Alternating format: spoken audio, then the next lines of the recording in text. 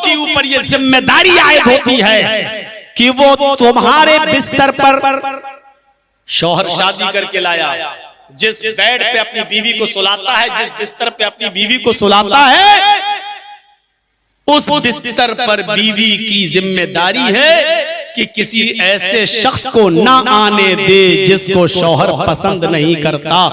बहुत मुहज्जब थे अल्लाह के रसूल, इशारे में बहुत कुछ कह दिया। और इशारा यह है कि अपने बिस्तर पर अपने शौहर के अलावा किसी और को ना आने दे। और उसके बाद फरमाया सिर्फ यही एक जुर्म ऐसा है, अगर औरत शौहर वाली होते हुए भी, अपने शौहर के होते हुए अगर किसी मर्द से नाजायज ताल्लुक कायम करती है और दूसरा मर्द अगर बिस्तर पे आता है, तब शरीयत इजाजत देती है और अल्लाह के रसूल भी इजाजत देते हैं।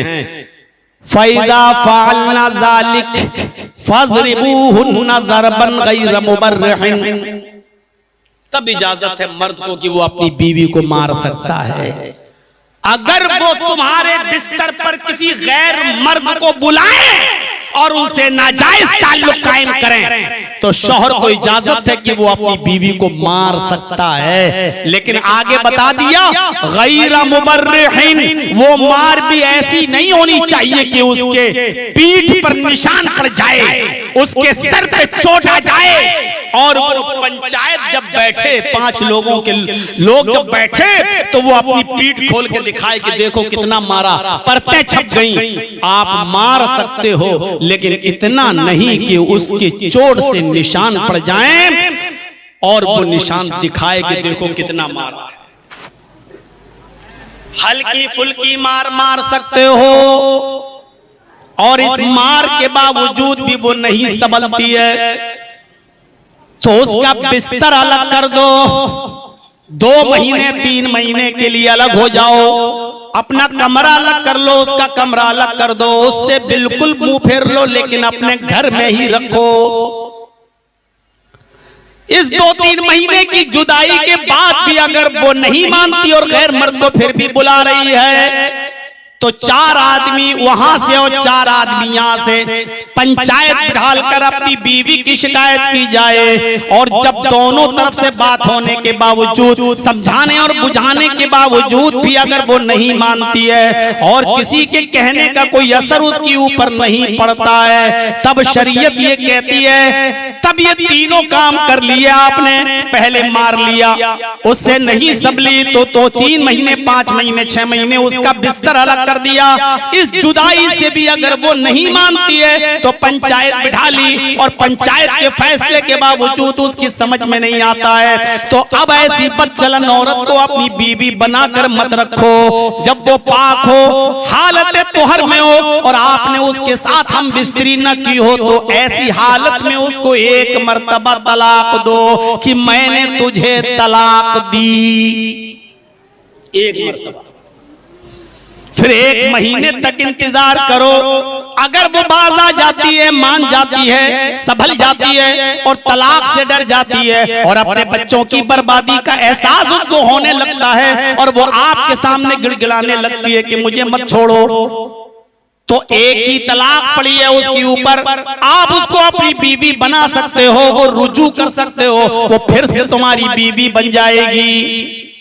लेकिन 1 तलाक आपकी खत्म हो चुकी है, अब पूरी जिंदगी में सिर्फ 2 तलाक देने का मौका है आपके पास, क्योंकि 1 बंदूक की गोली निकल चुकी है, 1 तलाक आपकी खत्म हो चुकी है। अब मियां बीबी अगर वो नहीं मानती आपकी पहली तलाक के बाद भी तो फिर दूसरे महीने में जब वो पाक हो जाए, नहा ले और हैज से पाक हो जाए, पीरियड से पाक हो जाए और आपने उसके साथ हम बिस्तरी न की हो, जिमा न किया हो, तो फिर दूसरे महीने में उसको दूसरी तलाक दो कि मैं तुझे दूसरी तलाक देता हूं। अभी भी वो आपकी बीवी है, आप खिलाएंगे पिलाएंगे, अभी आपके घर पे भी वो रहेगी, अभी कपड़ा और खाना पीना सिर्फ आपके जिम्मे है, आप ही अपनी बीवी को अभी खाना भी देंगे, पानी भी देंगे, बीमार हो जाए तो इलाज भी कराएंगे, पहनने को कपड़ा भी देंगे, अभी उसकी रोजी रोटी के मालिक आप हैं, अभी आप ही सब कुछ करेंगे। लेकिन 2 तलाकें पड़ चुकी हैं उसके ऊपर, फिर पूरे महीने का इंतजार करो, अगर मान जाती है तो अब भी तुम्हारी बीवी है, उसको मना लो और रुजू कर लो, अभी भी तुम्हारी बीवी है, लेकिन 2 तलाकें तुम्हारी हो चुकी हैं, अब पूरी जिंदगी में तुम्हें 1 तलाक देने का हक सिर्फ बाकी रह गया है। अगर दूसरी तलाक के बाद भी अगर आपकी बीवी नहीं संभलती है और बदचलन है, दूसरे मर्द को फिर भी बुला रही है, उसके ऊपर कोई फर्क नहीं पड़ रहा है, तो अब तीसरे महीने में जब वो पाक हो जाए, पीरियड से नहा ले धो ले और पाक हो जाए और आपने हम बिस्तरी न की हो उसके साथ, तो फिर आप तीसरे महीने में तीसरी तलाक उसको दीजिए। याद रखिए, जब तीसरी तलाक आप उसको देंगे तो तीसरी तलाक पड़ते ही वो हमेशा के लिए आपके लिए हराम हो जाएगी, पूरी जिंदगी के लिए आपके ऊपर हराम हो जाएगी, फिर आपके साथ उसका निकाह भी जायज नहीं होगा, वो हमारे यहां नहीं चलेगा। अब तीसरी तलाक के बाद रखना चाहो तो पहले किसी और मर्द के साथ शादी करो, पहले हलाला करे और फिर पहला वो दूसरा मर्द उसके साथ रात गुजारे, फिर वो तलाक दे, फिर ये इद्दत गुजारे, फिर अब तीसरी तलाक के बाद ये पूरी जिंदगी के लिए बड़े मच्छर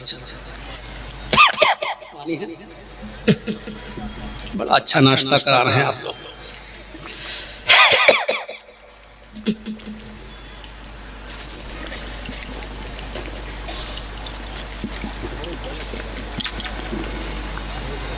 सीधे जैसे कोई प्लेयर कैच नहीं ले लेता है ना, सीधे मुंह में क्या। तो तीसरी तलाक के बाद कोई सूरत नहीं है, सिर्फ एक शक्ल है, तीसरी तलाक के बाद इद्दत गुजार कर वो औरत दूसरे मर्द से अपनी मर्जी से शादी करे, वहां रहे 1 साल 2 साल 5 साल, और वहां वो आदमी उससे नाराज हो जाए किसी बात पर, और वो अपनी मर्जी से 5 6 10 साल के बाद जब उधर मियां बीवी में अगर जुदाई हो जाए और ना रहे, और वो इसी तरीके से जब तलाक दे दे तो और अभी तक इसने शादी न की हो पहले आदमी ने, तो अब ये चाहे तो उससे शादी कर सकता है, शर्त के साथ नहीं कि एक रात के लिए तुम कर लो दूसरे दिन तलाक दे देना, इस शर्त के साथ नहीं। अब ये किसी भी कंडीशन में हलाल नहीं होगी, हराम हो चुकी है तीसरी तलाक के बाद, जब तक के दूसरी जगह शादी कर ले और वो अपनी मर्जी से न छोड़े, उधर कभी उन दोनों में बिगाड़ पैदा हो जाए और वो अपनी मर्जी से तलाक दे, तब पहला मर्द इसके साथ शादी करना चाहे तो कर सकता है। तो कितना मौका दिया शरीयत ने मियां बीवी पे पहले मामला बनाने के लिए, सिर्फ यहां शौहर मार सकता है बस जब वो फैजा फ़अल्ना ज़ालिक फ़ज़रिबूहुन्ना ज़रबन गैर मुबर्रिह, वो भी ऐसी मार नहीं, और जब मारो बदचलन हो बीवी आपके बिस्तर पर दूसरे को बुला रही हो तब आप मारो, तो इस वक्त भी आप वला तज़रिबिल वज्ह, चेहरे पर नहीं मार सकते हैं। ये चेहरा है ना, आदमी थप्पड़ गाल पे ही मारता है, चाहे बेटा हो चाहे स्कूल के टीचर लोग और मैडम लोग भी बच्चों को गाल पे ही मारती हैं, गाल पे कभी नहीं मारना चाहिए, चाहे बच्चा हो चाहे आपकी बीवी हो, कोई भी हो। हजरत मुआविया अल-कुशैरी कहते हैं, अबू दाऊद की रिवायत, कि मैंने अल्लाह के रसूल से पूछा कि मेरी बीवी का क्या है, मेरी क्या जिम्मेदारी है बीवी के साथ, तो अल्लाह के नबी ने फरमाया, मुआविया इज़ा तइमता अतिम, जब तुम खाओ अतइमहा इज़ा ताइमता, जब तुम खाना खाओ तो अपनी बीवी को भी खिलाओ। जब तुम कपड़ा पहनो तो अपनी बीवी को भी पहनाओ। वला तज़रिबिल वजह वला तुक़ब्बिह, और अपनी बीवी के चेहरे पर कभी थप्पड़ मत मारो। वला तुक़ब्बिह, उसको बुरा भला मत कहो, उसकी बदसूरती की या उसको बदसूरत मत कहो। शादी से पहले देखने की इजाजत दी थी आपको ना, आपने देखकर शादी की है, तो अब उसको ताना मत मारो। वला तुक़ब्बिह, उसकी बुराई बयान मत करो।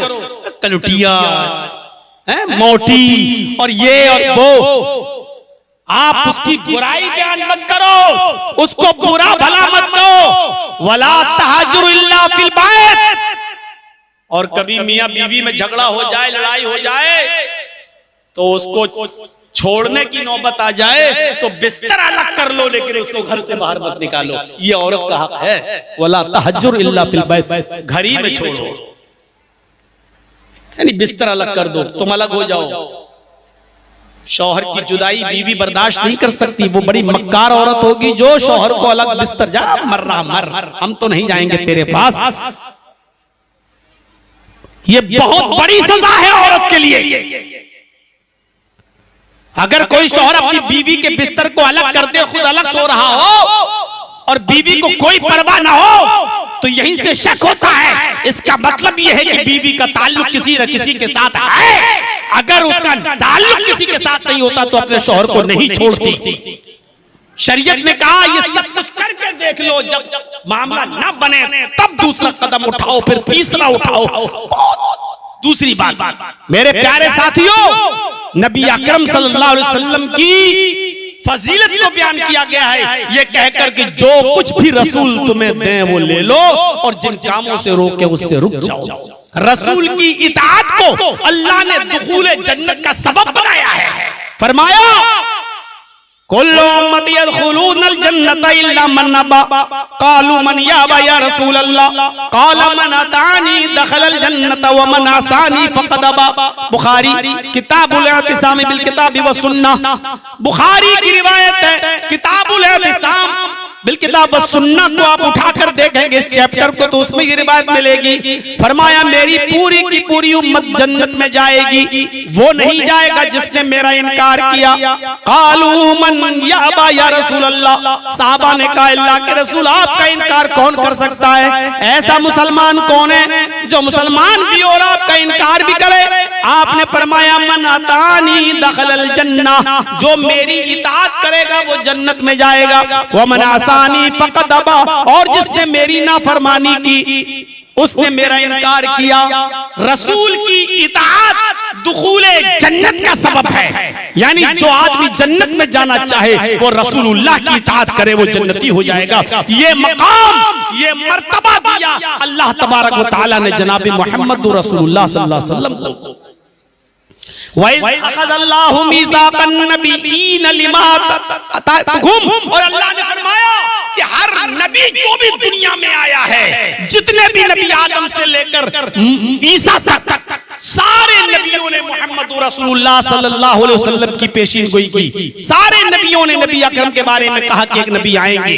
हजरत ईसा अलैहिस्सलातु वस्सलाम ने तो फरमाया व इज़ क़ाल ईसा इब्न मरियम या बनी इस्राईल इन्नी रसूलुल्लाहि इलैकुम मुसद्दिक़न लिमा बैना यदैया व मुबश्शिरन बिरसूलिन याती मिन बअदी इस्मुहु अहमद। ये रसूलुल्लाह की फजीलत है कि सारे नबी मोहम्मद रसूलुल्लाह के बारे में बतला रहे हैं। हजरत ईसा भी कह रहे हैं लोगों मैं तुम्हें बशारत देता हूँ एक ऐसे नबी की, शुभ समाचार सुनाता हूँ एक ऐसे नबी का, खुशखबरी देता हूँ तुम्हें एक ऐसे नबी की जो मेरे बाद आएगा, जो मेरे बाद आएगा।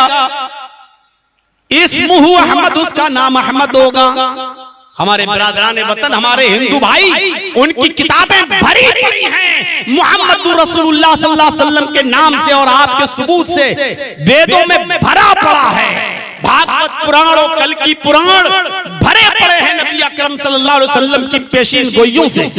एक पेशीन गोई मैं आपके सामने पढ़ता हूं, जरा अंदाजा लगाइए कि इसमें मोहम्मद रसूलुल्लाह के अलावा कोई नहीं। एथे कलोगत पराए जनेशु खर कर मिली धर्म त्राणाए सत्वेन भगवान दृश्यति। भागवत पुराण का ये श्लोक है,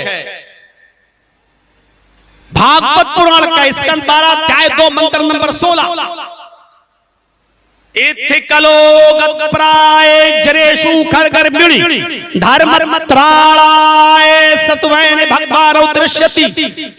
हाय लोगों, कलयुग के कुछ गुजर जाने के बाद हिंदू धर्म में 4 युग माने जाते हैं, सतयुग, त्रेता युग, द्वापर युग, कलयुग।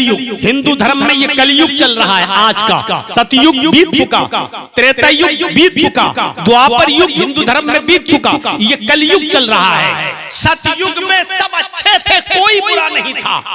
त्रेता युग में अच्छे ज्यादा थे, बुरे कम थे। द्वापर युग में बुरे ज्यादा थे, अच्छे कम थे।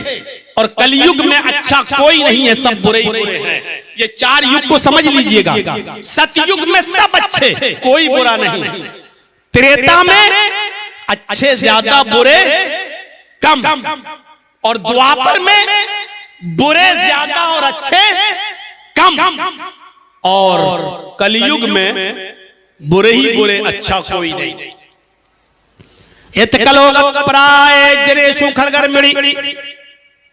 कलयुग के कुछ गुजर जाने के बाद जब सारी जनता, सारी आवाम, सारे लोग गधों और जानवरों की तरह हो जाएंगे, धर्म त्राणाय, तब धर्म की रक्षा करने के लिए, सत्वेन सच्चाई को नाफिज करने के लिए भगवान अवतरिष्यति, भगवान अवतार भेजेगा, अल्लाह अवतार भेजेगा, ईश्वर अवतार देगा। जब सारी जनता गधों की तरह हो जाएगी, अरब के अंदर सारी जनता गधों की तरह हो चुकी थी, इतनी ज्यादा हैवानियत फैल चुकी थी अरब के अंदर, आप अंदाजा नहीं लगा सकते। शराब इतनी पीते थे कि शराब के नशे में धुत रहते थे। उनके घर में जब कोई बच्चा पैदा होता था तो उस बच्चे के हलक में मां का दूध नहीं डालते थे, शहद का कोई कतरा उसके हलक में नहीं जाता था। अरब में जब कोई बच्चा पैदा होता था तो उसके मुंह में सबसे पहले शराब की कतरे, शराब की बूंदें उसके मुंह में डाली जाती थी। और लोग फख्र करते थे कि आज बहुत बड़ा काम हमने कर दिया, मेरे घर में जो बच्चा पैदा हुआ उसको शराब पिलाई गई। शराब का हाल ये था कि जैसे हम लोग जब खाना खाते हैं तो दस्तरखान पर Pepsi, Thums Up, Coca Cola की बोतल रख लेते हैं, खाना खाते जाते हैं और कोल्ड ड्रिंक पीते जाते हैं। अरब की सरजमीन पर लोग जब खाना खाते थे तो शराब की बोतलें रख लिया करते थे और खाना खाते वक्त शराब पीते जाते थे, वो पानी नहीं पीते थे। खाना खाने के बाद शराब के जरिए वो अपना पेट भरते थे। जुआ इतना खेला जाता था कि जुए में जब कोई आदमी रकम हार जाता था तो अपना मकान जुए में लगा दिया करता था, और जब मकान भी जुए में हार जाता था तो अपनी बीवी जुए में लगा दिया करता था। और बीवी भी जब जुए में हार जाता था तब भी वो हार नहीं मानता था, कहता था मेरे पास जवान बेटी भी है, मैं उसको भी जुए में लगा देता हूँ। वो अपने घर से अपनी जवान खूबसूरत बेटी को लाता था और उसको भी जुए में लगा दिया करता था। जब तक बेटी भी जुए में न हार जाए, इस बात का फैसला नहीं होता था कि हारा या नहीं हारा, तब वो मानते थे अब मेरी हार हो गई, बेटी तक को जुए में लगा दिया करते थे। ये हाल था। लड़कियों की दुर्दशा बहुत हुई थी। जब किसी के घर में कोई लड़की पैदा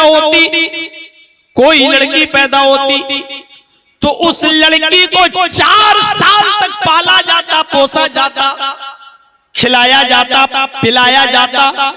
और जब वो अम्मी अम्मी कहने लगती, जब वो अब्बू अब्बू कहने लगती, 4 साल की हो जाती तो मेले के बहाने ले जाता बाप और जंगल में ले जाकर पहले से गड्ढा खोद के तैयार रखता, उस गड्ढे में धक्का देता, ऊपर से मिट्टी डाल देता था।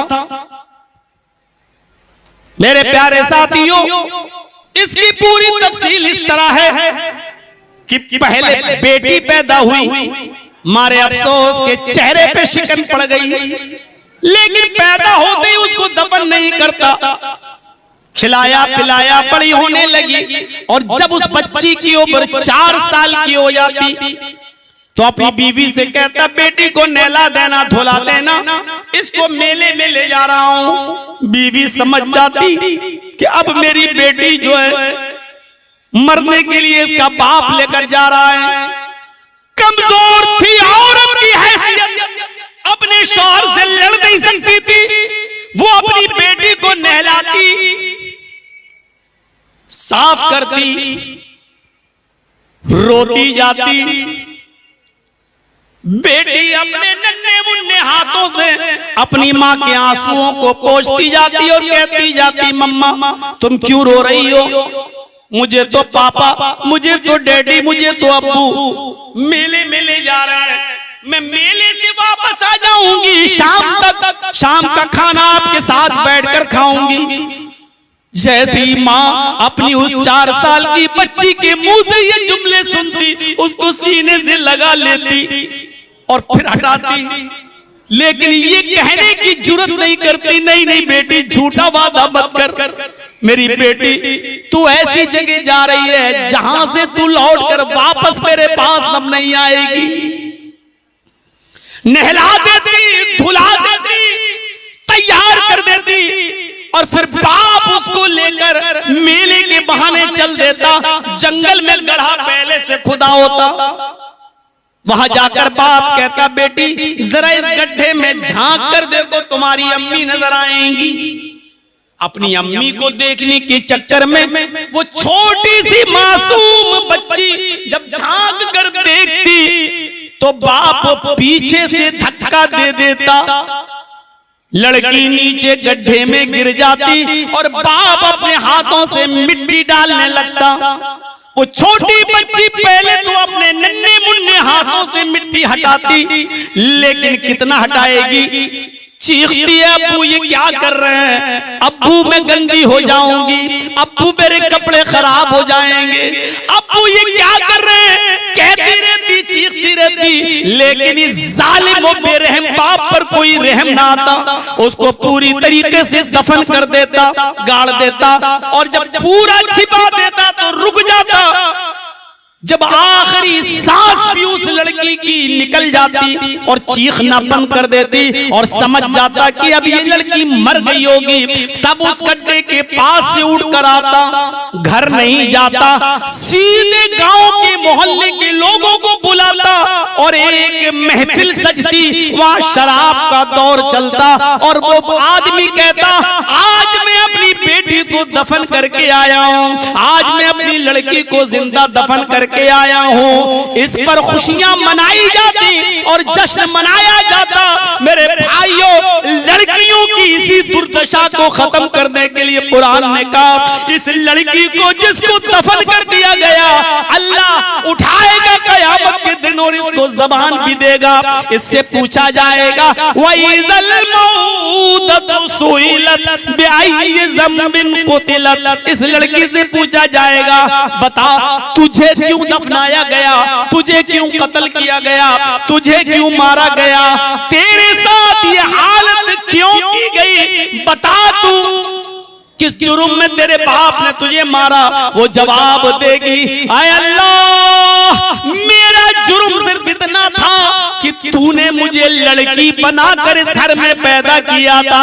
आय अल्लाह मेरी गलती सिर्फ इतनी थी कि मैं लड़की बनकर उसके घर में पैदा हुई। ये जिहालत थी अरब के अंदर कि अपनी बेटियों को जिंदा दफन कर देते, जैसे मछलियां अपनी जान बच्चों को खा जाती हैं भूख लगने पर, ऐसी अरब के लोग अपनी बेटियों को जिंदा दफन कर दिया करते थे और जश्न मनाया करते थे, खुश हुआ करते थे कि मैंने बहुत बड़ा कारनामा अंजाम दिया।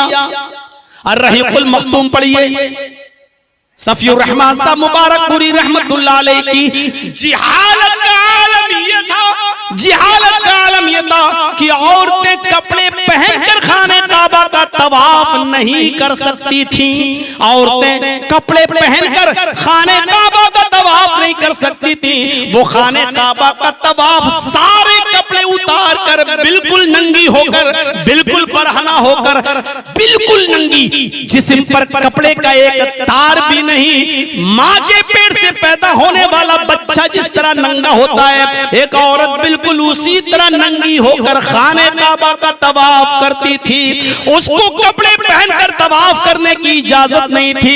बिल्कुल नंगी और बरहना होकर वो खाने काबा का तवाफ करती थी।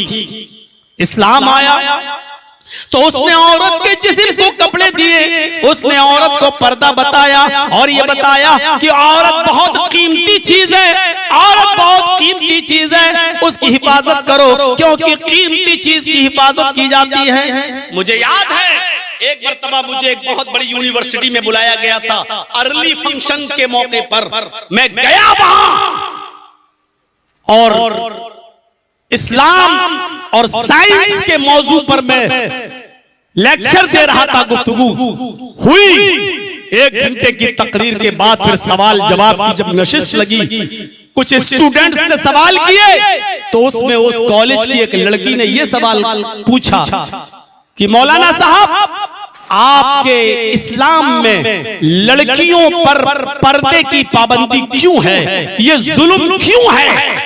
एक लड़की पर्दे में रहकर तरक्की कैसे कर सकती है? मैंने कहा सिस्टर, पर्दा औरत की तरक्की में रुकावट नहीं होता है। पर्दा औरत की तरक्की के अंदर रुकावट नहीं बनना चाहिए। हमारी गवर्नमेंट को चाहिए कि ऐसा इंतजाम करे कि औरत पर्दे में भी तरक्की कर सके। हो ही नहीं सकती है। क्यों आपके यहां जुल्म किया जाता है? जब वो बार बार जुल्म जुल्म कहने लगी तो मैंने कहा सिस्टर, किसी सुनहार की दुकान पर गई हो आप? किसी गोल्डमैन की दुकान पर गई हो आप? सोना कहां रखता है वो? आप दुकान में जाइए, सिर्फ सैंपल रखता है दिखाने के लिए, और जब दुकान वो बंद करता है तो सोने को दुकान में बंद करके नहीं चलाता। उस दुकान के अंदर भी एक अलमारी होती है, उस अलमारी को खोलता है, फिर उस अलमारी को खोलने के बाद भी उसमें एक बॉक्स होता है, फिर वो ताला डालकर उस बॉक्स को भी खोलता है, उस बॉक्स के अंदर वो डायमंड और गोल्ड को रखता है, उसके बाद फिर वो बॉक्स को बंद करता है, फिर अलमारी को बंद करता है, उसके बाद आता है, फिर वो शटर बंद करता है और उसके बाद वो शटर में ताला लगाता है। इतनी हिफाजत के साथ उस सोने को रखकर फिर वो अपने घर पे जाता है, और इसके बावजूद वो कोई गार्ड भी रखता है, उसको महीना देता है, लेकिन हिफाजत के लिए उसको गार्ड भी रखना पड़ता है ताकि कोई रात की तारीकी में हमारे ताले को तोड़कर अंदर न घुस जाए। या फिर उस इलाके की पुलिस चौकी पर पैसा देता है और पुलिस उस इलाके की निगरानी करती है। मैंने कहा मैडम, सिस्टर, सोने को इतना छिपा कर क्यों रखा जाता है? खुद कहने लगी सोना बहुत महंगा और कीमती चीज है इसलिए। मैंने कहा यही तो जवाब है। इस्लाम ने औरत को बहुत कीमती चीज माना है। इस्लाम औरत की इज्जत करता है, उसको कीमती चीज मानता है, और कीमती चीज को छिपा कर रखा जाता है। छिपा कर औरत जितना ज्यादा छिपा कर रखी जाएगी उतनी ज्यादा कीमती होगी वो। मजाल कोई उसकी इज्जत और आबरू पर हमला कर दे। केला उस वक्त तक महफूज है जब तक छिलके के अंदर है। केले का छिलका उतारो तो केले को कोई भी खा जाता है। और जब तक पर्दे में है महफूज है, और पर्दे से बाहर आई गैर महफूज है। जलसे में इतने लोग नहीं हैं, पिंडाल में इससे ज्यादा मर्द बाहर दुकानों पे घूम रहे हैं और मर्दों से ज्यादा, अभी जब मैं प्रोग्राम के लिए आया, मर्दों से ज्यादा औरतें सामान खरीद रही हैं। बेपर्दगी का मुजाहिरा, लड़के और लड़कियां वहीं मौजूद, रूह निकल चुकी है पर्दे की आज हमारे मुआशरे से और समाज से। दीनी जलसे भी महफूज नहीं रहे मेरे भाइयों। दो लड़कियां अगर जा रही हों, दोनों सगी बहनें हों, आप खुद फैसला करिए। एक टाइट जीन्स पहनी हुई हो, टी शर्ट पहनी हुई हो, लिपस्टिक लगाई हुई हो, बाल खुले हुए हो, चेहरे पर मेकअप चुपड़े हुए हो, पोते हुए हो, ऊंची हिल की चप्पल पहनी हुई हो, जा रही हो, और उसी के साथ उसी की सगी बहन हाथों में ग्लव्स, पैरों में सॉक्स, चेहरे पे पर्दा, नकाब, ढीला ढाला कपड़ा पहने हुए हो, चेहरा भी छिपा हुआ हो, हाथों में ग्लव्स हो, पैरों में सॉक्स हो, और उसी के साथ वो भी जा रही हो। मुझे ईमानदारी के साथ फैसला करके बताओ, चौराहे पर बैठे हुए छिछोरे लड़के, सड़कों पर घूमने वाले या याश और बक्कार लड़के, ये गुंडे और आवारा और छिछोरी नस्ल के लोग, इन दोनों लड़कियों में से किस लड़की पर नजर डालेंगे और किसको छेड़ेंगे? आप फैसला करके बताइए। आपका यही फैसला होगा। जीन्स वाली को, टी शर्ट वाली को, लिपस्टिक वाली को, क्रीम पाउडर मेकअप चुपड़ने वाली को देखेंगे। क्यों? इसलिए कि उसको आपने देखने की चीज बना दिया, वो कीमती चीज नहीं रही। आपने केले के छिलके से केले को नंगा कर दिया। हर दरिंदा उसको खाने की कोशिश करेगा, छेड़ने की कोशिश करेगा, उस पर अपनी जहरीली निगाहें डालने की कोशिश करेगा, उस पर बुरी नजरें डालने की कोशिश करेगा, और यह भी कोशिश करेगा कि किसी तरीके से मेरी बाहों में आ जाए। लेकिन उस लड़की को नहीं छेड़ेगा जो पर्दे के साथ जा रही है, क्योंकि उसकी हिफाजत है। उसने अपने आप को तमाम इन चीजों से जो उसकी तरफ खतरा बढ़ता है, अपने आप को सुरक्षित कर लिया, महफूज कर लिया। मेरे भाइयों, यही इस्लाम चाहता है कि हमारी बहनें कीमती चीज बने। हर घूमने वाली लड़की, हर आवारा लड़की, हर बेपर्दा लड़की ये चीख चीख कर कह रही है, आओ मेरे हुस्न को देखो, मैं नीलाम होने की चीज है, मेरी बोली लगाओ, जो चाहे मुझे देखे, चाहे वो आपकी बेटियां हो, चाहे वो आपकी बहनें हो, चाहे वो आपकी बीवियां हो। इन लड़कियों की जबान तो यही कह रही है, उनका हाल तो यही कह रहा है, उनका मेकअप और उनकी बेपर्दगी चीख चीख के कह रही है, आओ देखो, और जो नजर डालना चाहो डालो। और नौजवानों की तरफ से आवाज उठती है, हल मिन मजीद, ये तो थोड़े अच्छे कपड़े हैं, हमें और कम कपड़े चाहिए, हमें और अच्छा मेकअप चाहिए, हमें और अच्छा फिगर चाहिए, हमें और ज्यादा बेपर्दगी चाहिए। ये आवाज नौजवानों की तरफ से उठ रही है। मेरे भाइयों, अल्फाज मेरे सख्त हैं, लेकिन कोई बात नहीं, थोड़ा बड़ा हो चुका है, होम्योपैथिक दवा से अब गलेगा नहीं, इसलिए इसको काटने की जरूरत पड़ रही है, इसलिए मैंने काटा है। ये इस्लाम ने औरत को इज्जत दी है। औरतें खाने काबा का नंगी होकर तवाफ करती हैं। एक जंग के अंदर एक औरत का बेटा मारा गया, शहीद हो गया। बेटे का नाम था खल्लाद। अबू दाऊद पर ये किताबुल जिहाद, बेटा मैदान जंग में मारा गया। उसकी मां को खबर मिली, तेरा बेटा मैदान जंग में कत्ल कर दिया गया। उसने नजरें आसमान पे डाली और अल्लाह का शुक्र अदा किया, आय अल्लाह मैं तेरा शुक्र अदा करती हूँ कि तूने मेरे बेटे को शहादत नसीब फरमाई।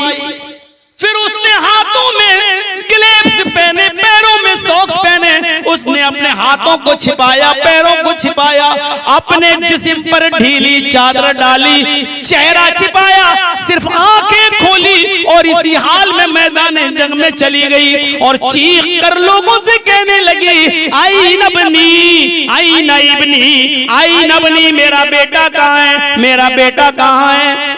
लोगों ने कहा तू कौन? कहने लगी उम्मे खल्लाद, मेरा बेटा खल्लाद है, मैं खल्लाद की माँ हूँ। बताओ मेरा बेटा कहाँ है, बताओ मेरा बेटा किस हाल में, बताओ मेरे बेटे का क्या बना, बताओ मेरे बेटे की कैफियत क्या, कहाँ है मेरा बेटा? मैंने सुना शहीद हो गया। कहा ये है तेरा बेटा। उस बेटे को दिखाया गया, बेटे को देखते ही रोने लगी। सहाबा कहने लगे तेरा बेटा मैदानी जंग में शहीद हो गया और तू पर्दे के में है, पर्दे में आंखें ही खुली हैं और सब कुछ ढका है। इस हाल में तो औरतें पागल हो जाती हैं, अपने बेटे की मौत की खबर सुनती हैं तो दीवाना हो जाती हैं, वो पर्दा भूल जाती हैं, बाल बिखर जाते हैं, चीखती हैं, चिल्लाती हैं। और तू मैदान जंग में अपने बेटे को देखने आई है तो इस हाल में आई है कि तेरे पैर भी छिपे हैं, तेरा चेहरा भी छिपा है, तेरा हाथ भी छिपा है। वो चीख कर कहती है ओ लोगों, मैदानी जंग में मैंने अपना बेटा खोया है, अपनी हया नहीं खोई। मैदानी जंग में मैंने अपना बेटा खोया है, अपना पर्दा नहीं खोया। ओ लोगों, मैदानी जंग में मेरे बेटे का जनाजा निकला, मैंने अपनी हया का जनाजा नहीं निकाला। ये उस जमाने की औरतें अपने बेटे को देख भी रही है तो पर्दे के साथ, ताकि कोई दूसरा मुझे न देख सके।